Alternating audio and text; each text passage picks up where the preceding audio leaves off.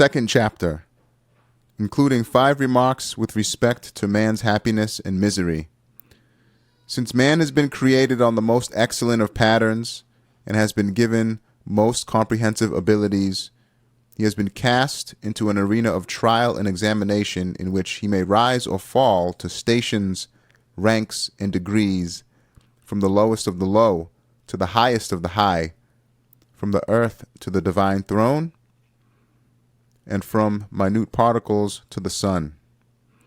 He has been sent to this world as a miracle of divine power, the result of creation, and a wonder of divine art, before whom have been opened 2 roads leading either to infinite ascent or infinite descent. We shall explain the mystery of this awesome progress and decline of man's in 5 remarks.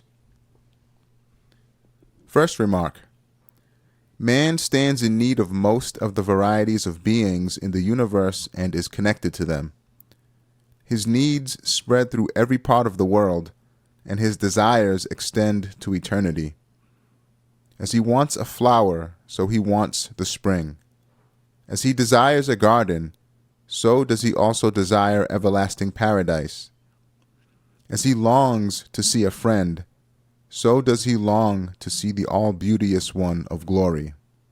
Just as in order to visit one he loves, who lives somewhere else, he is in need for his beloved's door to be opened to him, so too in order to visit the 99% of his friends who have traveled to the intermediate realm and so be saved from eternal separation, he needs to seek refuge at the court of an absolutely powerful one. For it is he who will close the door of this huge world and open the door of the hereafter, which is an exhibition of wonders, remove this world and establish the hereafter in its place.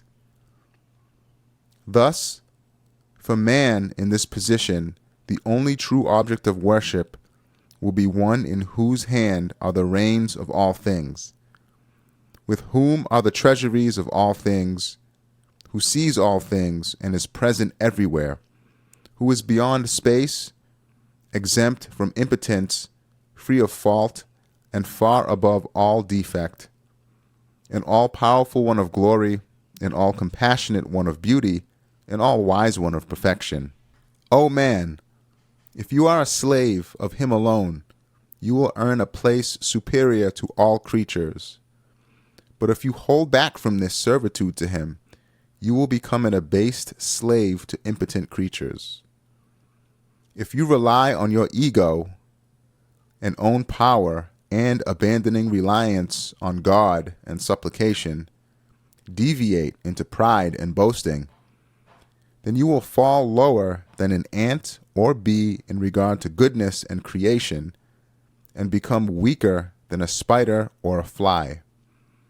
You will become heavier than a mountain in regard to evil and destruction, and more harmful than a pestilence. Yes, O man, you have 2 aspects. One is that of creation, good, acts, and positivity. The other is the aspect of destruction, non-existence, evil, negativity, and passivity. In regard to the first aspect, you are lower than a bee or sparrow, and weaker than a spider or fly. Whereas in regard to the second aspect, you surpass the mountains, earth, and skies. You take on a burden before which they express their impotence and from which they shrank, and you assume a sphere more extensive and vaster than them. For when you create and do good, you are able to do so only to the extent of your own power and strength and to the degree your hand can reach. But when you commit evil and destruction, then your evil overwhelms and your destruction spreads. For example, unbelief is an evil, a destruction, an absence of affirmation.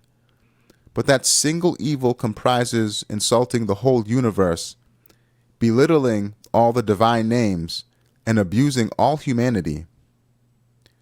For these beings have elevated positions and important duties. They are dominical missives. divine mirrors, and divine officials. But unbelief dismisses them from their rank of being mirrors, officials charged with duties and bearing meanings, and reduces them to the level of futility and being the playthings of chance. And through the destruction of death and separation, it lowers them to the degree of being swiftly decaying ephemeral matter, lacking all importance and value, to being nothing. So too, through denial, it insults the divine names, the inscriptions, manifestations, and beauties of which are to be seen throughout the universe and in the mirrors of beings. And it casts down to a position more abased and weaker, more powerless and needy than the lowliest transient animal, the one who holds the rank of vicegerent of the earth, known as man.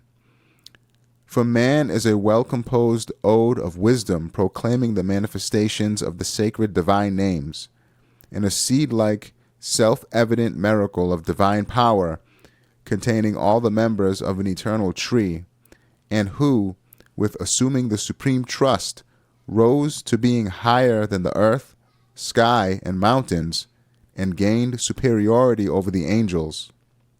It reduces him to the level of being a common signboard lacking all meaning, confused, and swiftly decaying. In short, in regard to destruction and evil, the evil-commanding soul may commit infinite crimes, but concerning creativity and good, its power is extremely little and partial. Yes, he may destroy a house in one day, while it cannot be built in 100. However, if the soul gives up egoism and seeks good and existence from divine assistance, and if it foregoes evil and destruction, and relying on the soul and seeking forgiveness becomes a true slave of God's, then it will manifest the meaning of the verse, God will change their evil into good. Its infinite capacity for evil will be transformed into an infinite capacity for good. It will acquire the value of the most excellent of patterns and ascend to the highest of the high. O heedless man, see Almighty God's munificence and generosity.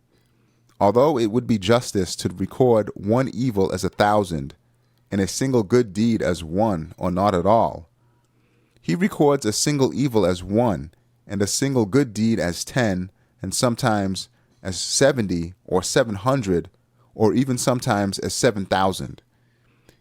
You will also understand from this remark that to be sent to hell, which is so dreadful, is retribution for the deed and pure justice, while to be sent to paradise is pure generosity.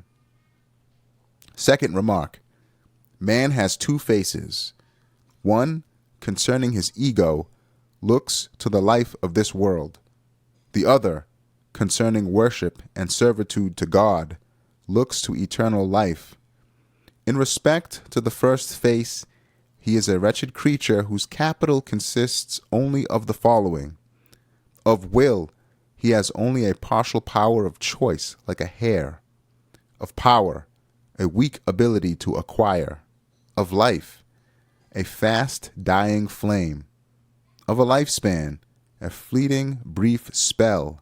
And of being, a swiftly decaying small body.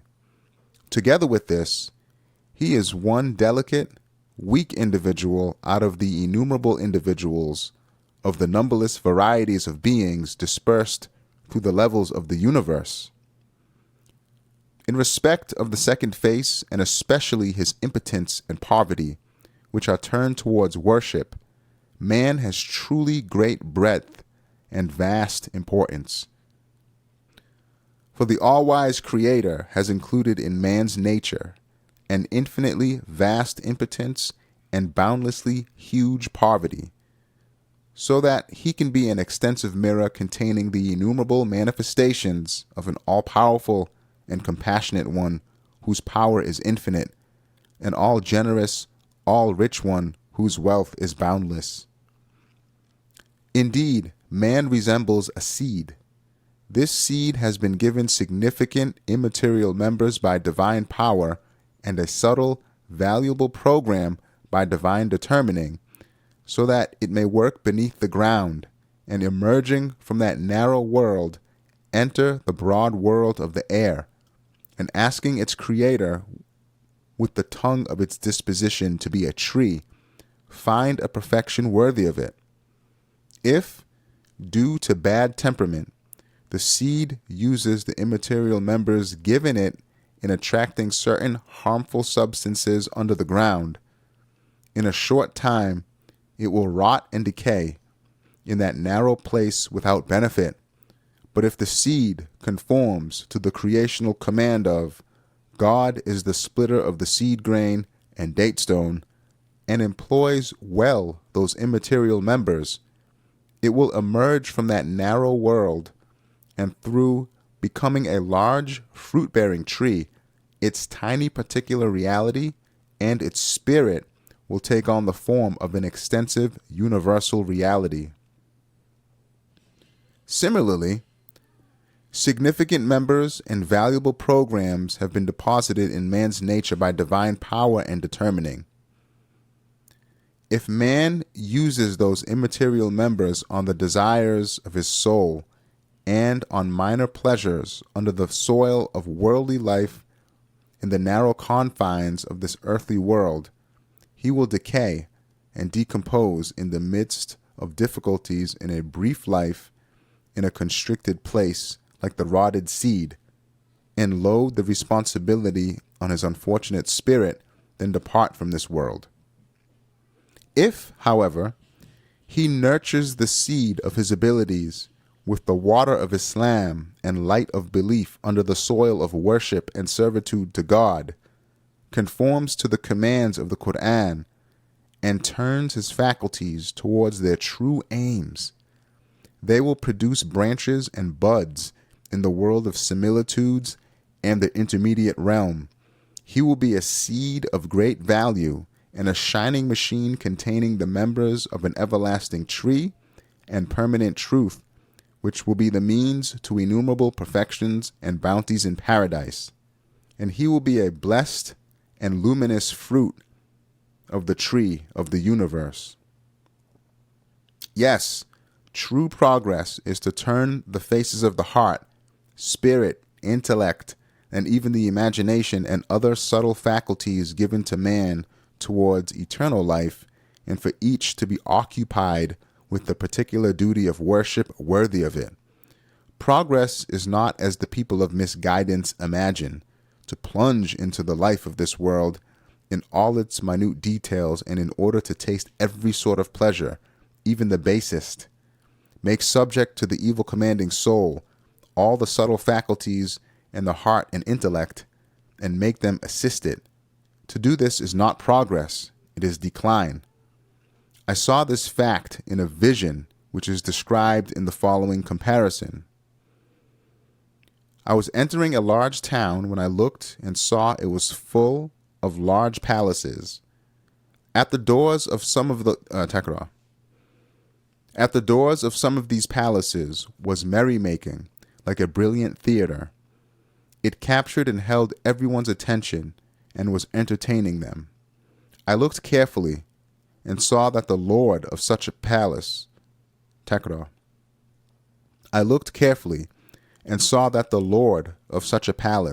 had come to the door. He was playing with a dog and assisting the merrymaking. The ladies were indulging in sweet conversation with ill-mannered youths. Grown-up girls were organizing the children's games, and the doorkeeper had taken the role of directing the others. I then realized that the inside of the huge palace was completely empty.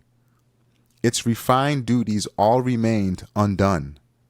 The morals of its inhabitants had declined so that they had taken on these roles at the door. I passed on until I came to another large palace. I saw that there was a faithful dog stretched out at the door and a stern and taciturn doorkeeper. It had an undistinguished appearance. I was curious. Why was the other the way it was, and this palace like this? I went inside. Then I saw that the inside was very merry. Apartment over apartment, the people of the palace were busy with their different refined duties. The men in the first apartment were overseeing the administration and running of the palace. In the apartment over that, girls were teaching the children. Above that, the ladies were occupied with fine arts and beautiful embroideries.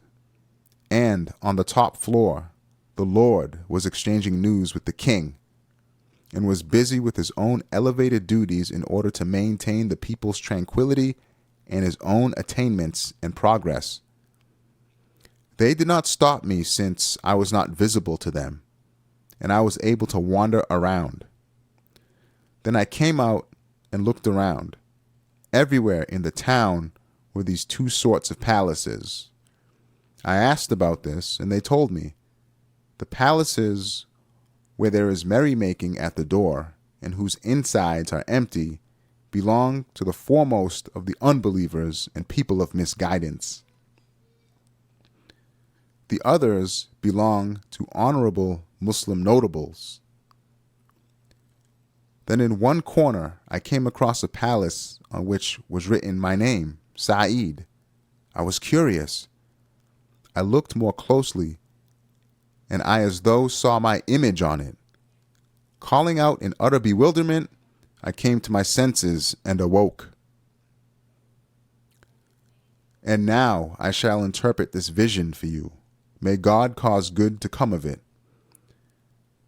The town was human social life and the city of man's civilization. Each of the palaces was a human being. The people of the palaces were the subtle faculties in man, like the eyes, ears, heart, inner heart, spirit, intellect, and things like the soul and caprice and powers of lust and anger. Each of man's faculties has a different duty of worship and different pleasures and pains. The soul and caprice and powers of lust and anger are like the doorkeeper and the dog. Thus, to make the elevated subtle faculties subject to the soul and caprice and make them forget their fundamental duties is certainly decline and not progress. You can interpret the rest for yourself. Third remark. In regard to his acts and deeds and his labor, man is a weak animal, an impotent creature. The extent of his power of disposal and ownership in this respect is so narrow that it is no greater than as far as his hand can reach. Domestic animals even, the reins of which have been given to man, have even taken a share of his weakness, impotence, and laziness, so that if they are compared with their wild counterparts, a great difference is apparent, like domestic goats and cattle and wild goats and cattle. But in regard to passivity, acceptance, supplication, and entreaty, man is an honored traveler in this hostel of the world. He is the guest of one so generous that infinite treasuries of mercy have been opened to him and innumerable unique beings and servants subjugated to him. And a sphere so large has been prepared for this guest's recreation, amusement, and benefit that half its diameter is as long and broad as the imagination can stretch. Thus, if man relies on his ego and making worldly life his goal, attempts to taste temporary pleasures while struggling to make his living, he becomes submerged within an extremely constricted sphere, then departs. All the members, systems, and faculties given him will testify against him at the resurrection and will bring a suit against him. Whereas, if he knows himself to be a guest and spends the capital of his life within the sphere of permission of the generous one of whom he is the guest, he will strive for a long, eternal life within a broad sphere, then take his rest and ease, and later he may rise to the highest of the high. Moreover, all the members and systems given to man will be happy with him and testify in favor of him in the hereafter. For sure, all the wonderful faculties given to men were not for this insignificant worldly life, but for an everlasting life of great significance. For if we compare man with the animals, we see that man is very rich in regard to faculties and members, 100 times more so than the animals. But in the pleasures of worldly life and in animal life, he falls 100 times lower. For in each pleasure he receives is the trace of thousands of pains. The pains of the past and fears of the future, and the pain at each pleasure's passing spoil the enjoyment to be had from them, and leave a trace in the pleasure. But animals are not like that.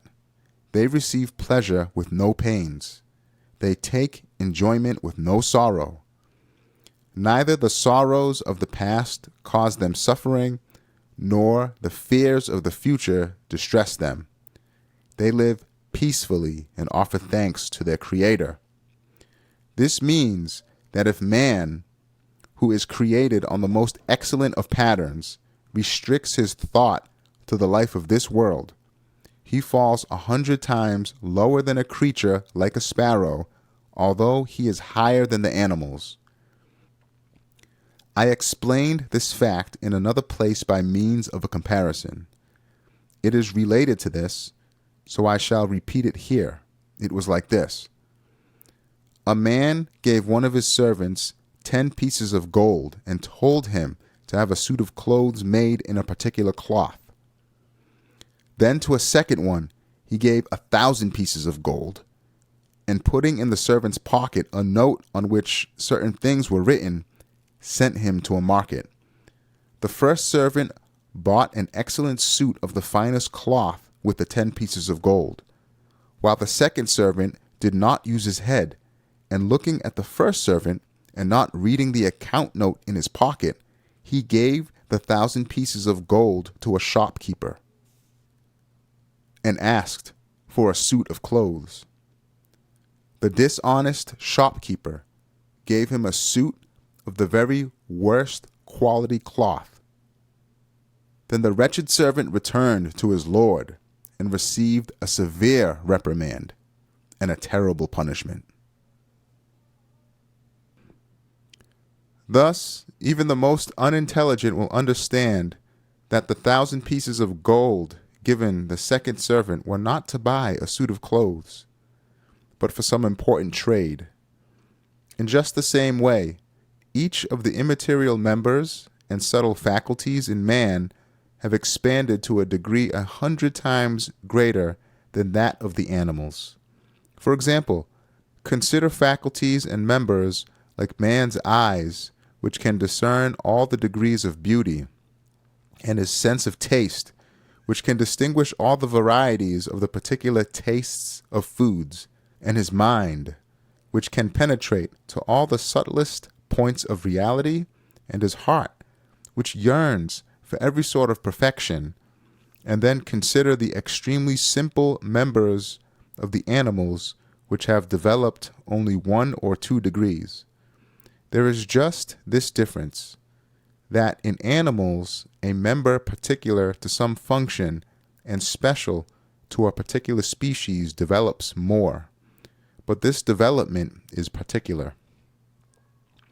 The reason for man's wealth in regard to faculties is this: by reason of the mind and thought, man's senses and feelings have greatly developed and expanded, and numerous emotions have come into being because of the multiplicity of his needs, and his senses have become extremely diverse.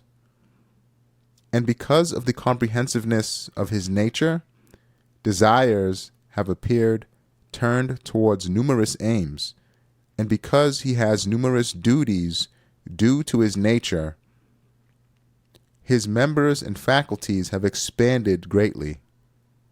And since he has been created with a nature capable of performing every sort of worship, he has been given abilities which embrace the seeds of all perfections. Thus, this great wealth in faculties and abundant capital was certainly not given for procuring this temporary worldly life.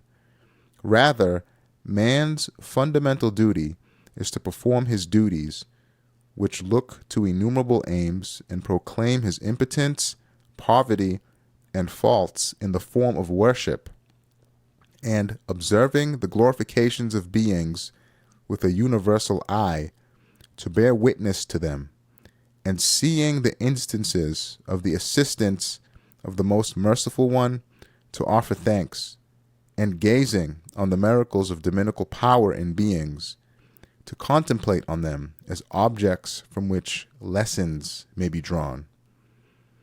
O man who worships this world, is the lover of worldly life, and is heedless of the meaning of the most excellent of patterns. The old Said saw the reality of worldly life in a vision. It transformed him into the new Said. You too listen to it in the form of a comparison. I saw that I was a traveler and was going on a long journey. That is to say, I was being sent. The one who was my Lord gradually gave me some of the money from the 60 gold pieces he had allotted me. I spent them and came to a hostel where there were amusements of all kinds. In one night, in that hostel, I spent 10 pieces of gold on gambling, amusements, and the enjoyment of fame. In the morning, I had no money left. Moreover, I had done no trade nor bought any goods for the place I was going. All that remained to me from the money were sins and pains, and from the amusements, wounds and sorrow. While in that sorry state, a man suddenly appeared. He said to me, "You have wasted all your capital and deserve punishment. You are going to your destination bankrupt and with your hands empty. But if you have any sense, the door of repentance is open. When you receive the 15 pieces of gold that remain to you, keep half of them in reserve. That is, obtain the things necessary for you in the place where you are going." I looked. My soul did not agree to this.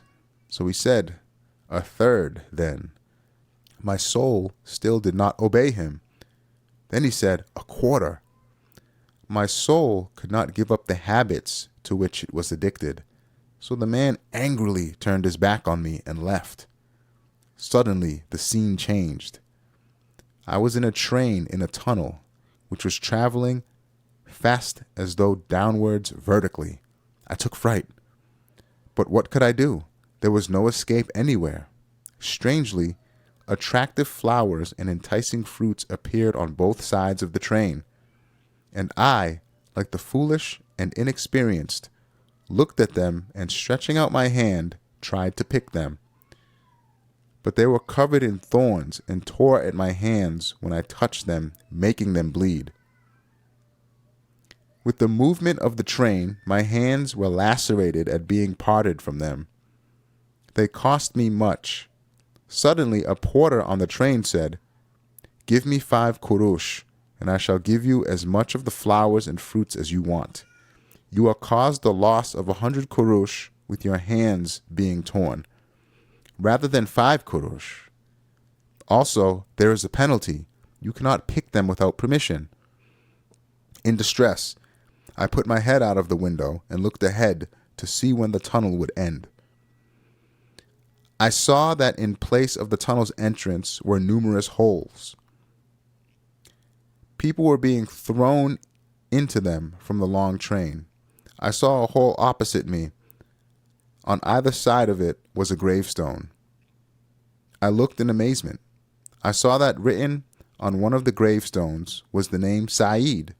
In my bewilderment and anxiety, I exclaimed, "Alas! Then suddenly I heard the voice of the man who had given me advice at the door of the hostel. He asked, "Have you come to your senses?" I replied, "Yes, but it is too late now." So he said, "Repent and place your trust in God." I replied that I would. Then I awoke and saw myself as the new Saeed. The old Saeed had disappeared. So that was the vision.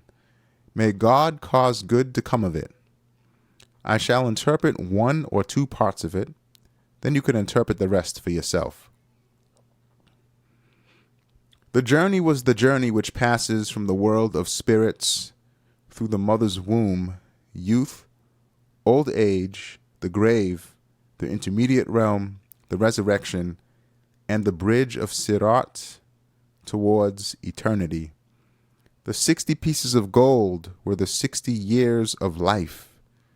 I reckoned I saw the vision when I was 45 years old.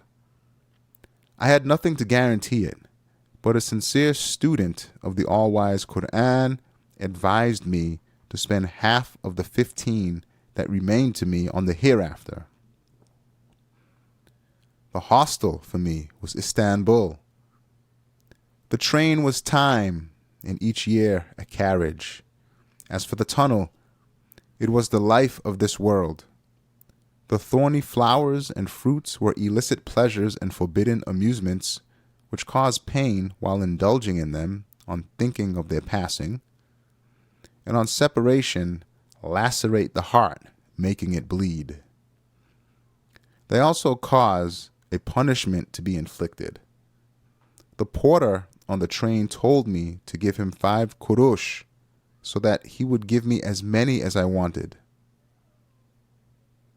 The meaning of this is as follows.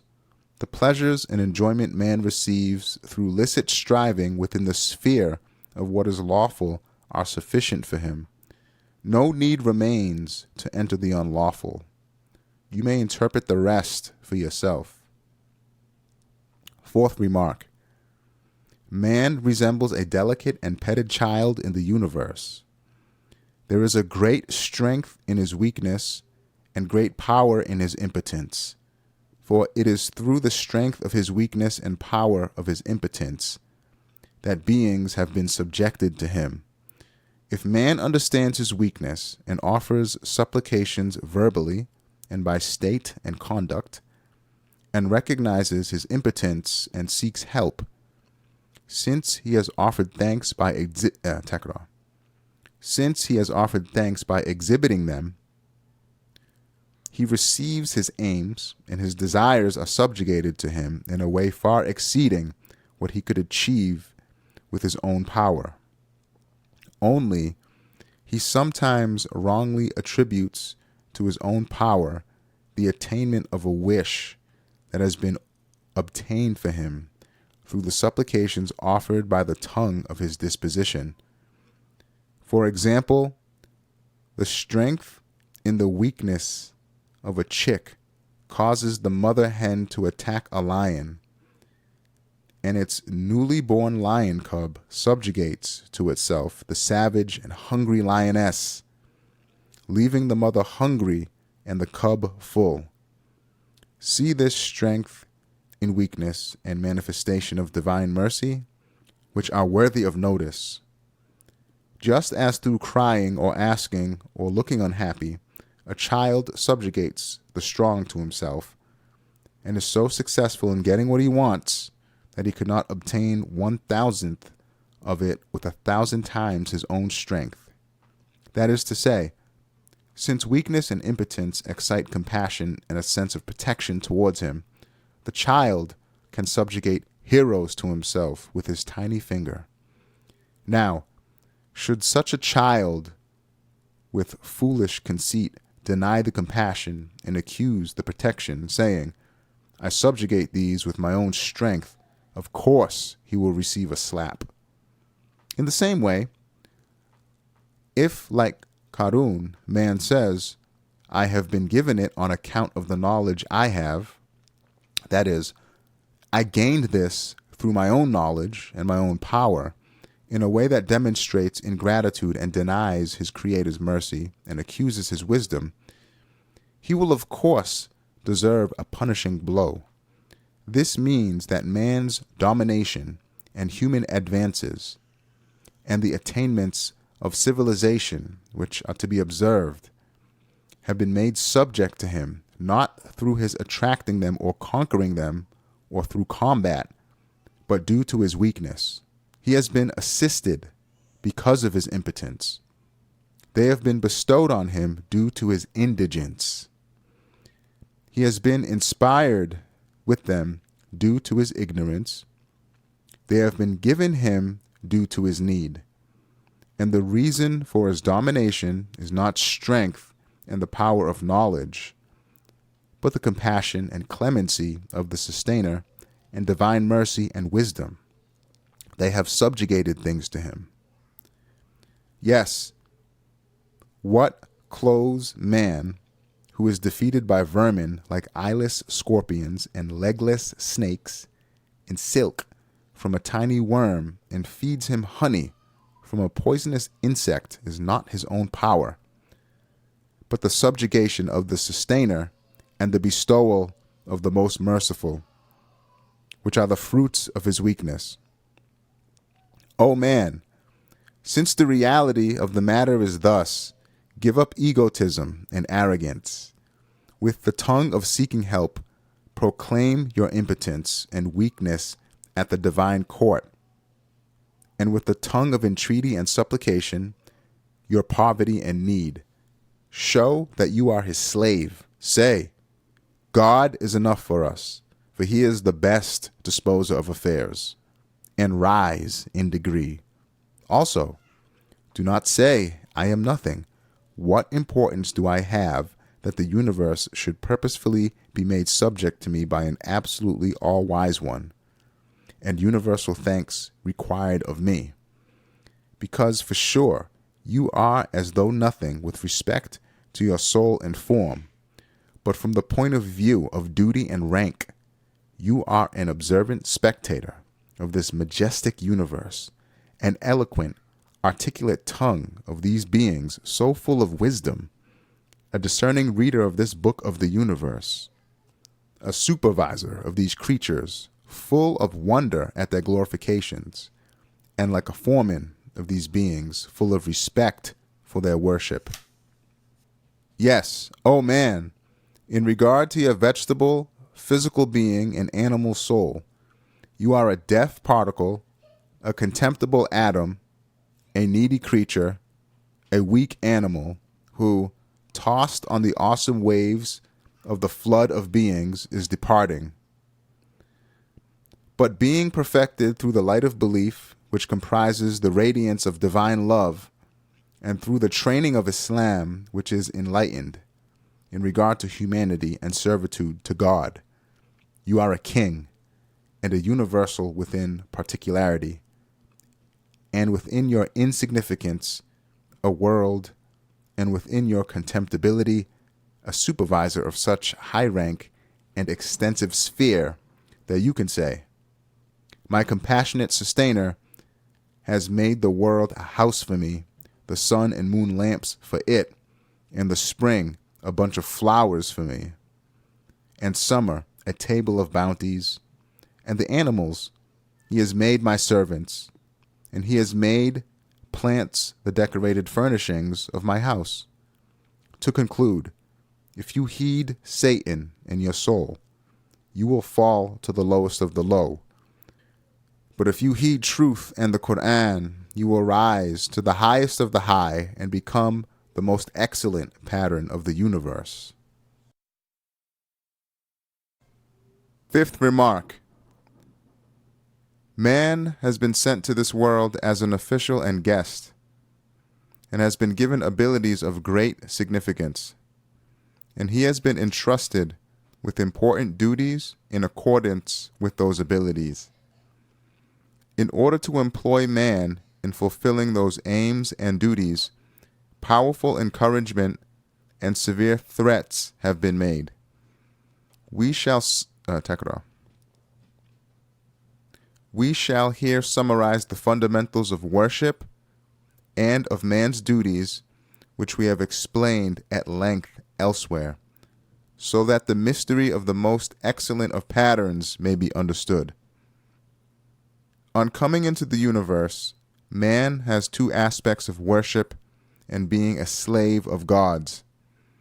One is worship and contemplation in the absence of the object of worship. The other is worship and supplication in his presence and addressing him directly. First aspect. It is to affirm submissively the sovereignty of dominicality apparent in the universe and to observe its perfections and virtues in wonder.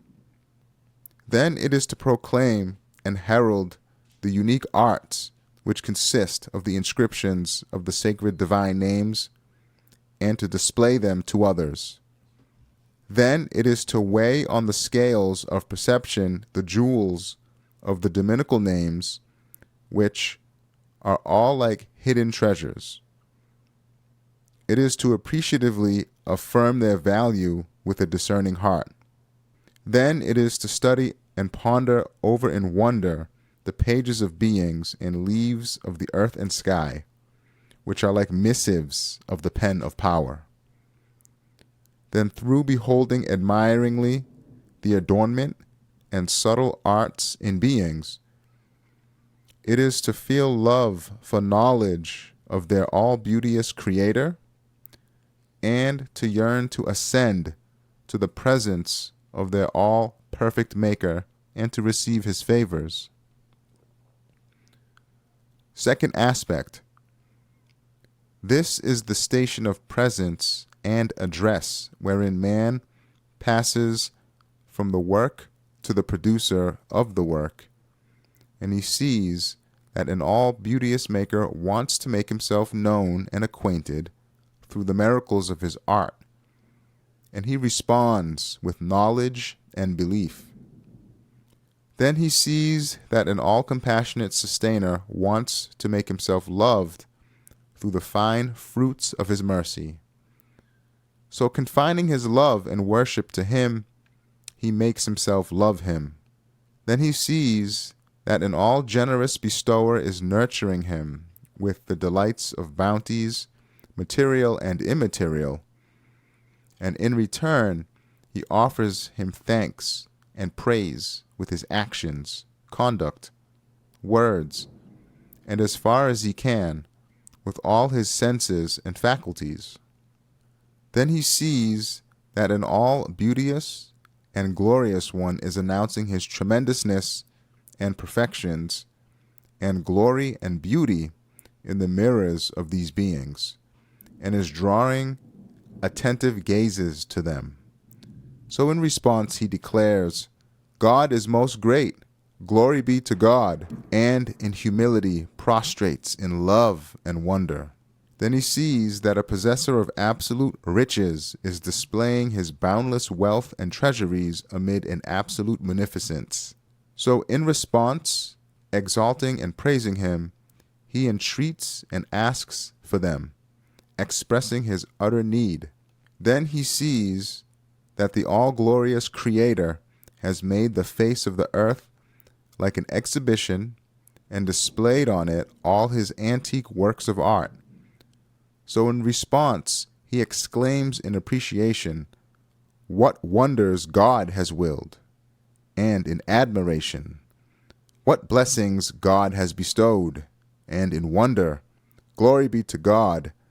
and in astonishment, "God is most great!" Then he sees that in his palace of the universe, a single one of unity has struck seals of unity on all beings with his inimitable signature, and with his stamps, signets, and ciphers particular to him, that he inscribes the signs of his unity, and planting the banner of unity in every region of the world, he proclaims his dominicality, and he responds with assent, belief, submission, worship, and affirmation of his unity. Thus, Through worship and contemplation of this kind, he becomes a true man. He shows that he is on the most excellent of patterns. Through the auspiciousness of belief, he becomes a reliable vicegerent of the earth worthy of bearing the trust. O heedless man, created on the most excellent of patterns, who, through the misuse of his will, is descending to the lowest of the low. Listen to me. In the heedlessness induced by the intoxication of youth, I, like you, thought the world was fine and lovely. Then the moment I awoke in the morning of old age, I saw how ugly was the world's face that was not turned towards the hereafter, which I had previously imagined to be beautiful. To see this and how beautiful was its true face, which looks to the hereafter, you may refer to the 2 signboards in the second station of the 17th word and see for yourself. The first signboard depicts the reality of the world of the people of neglect, which long ago, like the people of misguidance, I saw through the veil of heedlessness, but without being intoxicated. The second signboard indicates the reality of the worlds of the people of guidance. I left it in the form it was written long ago.